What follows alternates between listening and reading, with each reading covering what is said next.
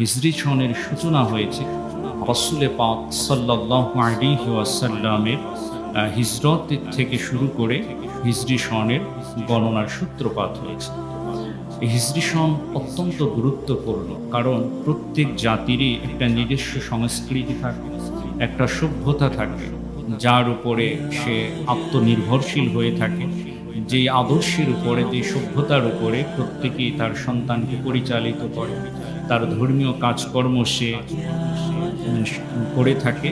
ঠিক তেমনিভাবে হিজরি সন মুসলমানদের জন্য গুরুত্বপূর্ণ, কারণ মুসলমানদের অনেকগুলো ইবাদত, অনেকগুলো অকেশন যেটা এই হিজরি সনের সাথে জড়িত রয়েছে। রমাদান, হজের কার্যক্রম, তারপরে কোরবানির কার্যক্রম, মেরাজের ঘটনা, লাইলাতুল বারাতের কার্যক্রম, এই সমস্ত কিছু হিজরি সনের সাথে সম্পৃক্ত।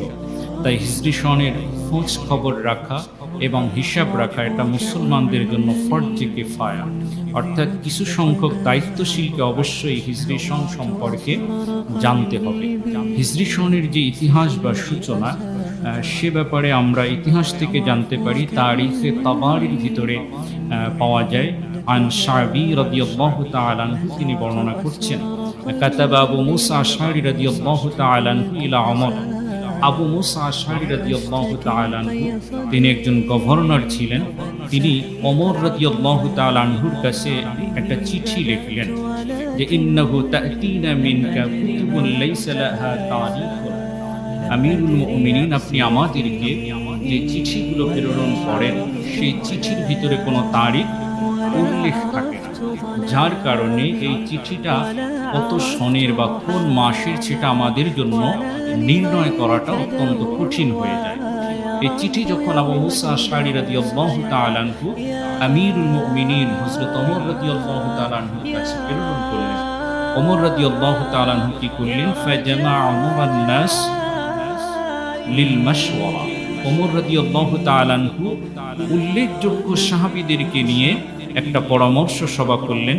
ফাকালা বা'দুহুম, সাহাবীদের ভিতরে কিছু সংখ্যক সাহাবী পরামর্শ দিলেন, আরিফ বিমা বা'স রাসূলুল্লাহ সাল্লাল্লাহু আলাইহি ওয়াসাল্লাম।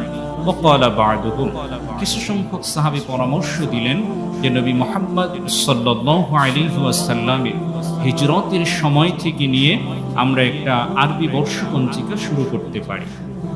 কেননা ওমর রাদিয়াল্লাহু তাআলা আনহু এই পরামর্শটাকে গ্রহণ করলেন যে না, এখান থেকে শুরু করা যেতে পারে। কেন শুরু করা যেতে পারে? ওমর রাদিয়াল্লাহু তাআলা আনহু বললেন যে ফা ইন্না মুহাজিরাতুন ফাররাকা বাইনাল